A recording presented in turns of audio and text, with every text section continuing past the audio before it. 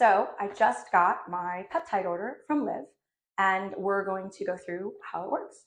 So you get a new box, and it comes with everything you need. First thing is the actual peptide kit itself.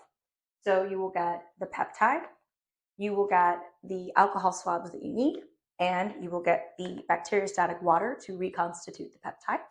In addition to that, in the box, you will get all of the tiny little syringes that you need for the duration of this vial.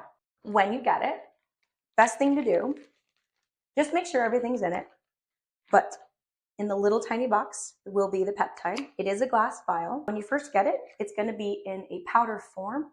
Therefore, it doesn't need to be refrigerated. It can actually be in the freezer, or you can leave it at room temp. But once you reconstitute it, you do have to keep it in the fridge to make sure that it stays viable. In the pre-filled syringe, you will get a little bit more than 2 milliliters of water, which is all you need.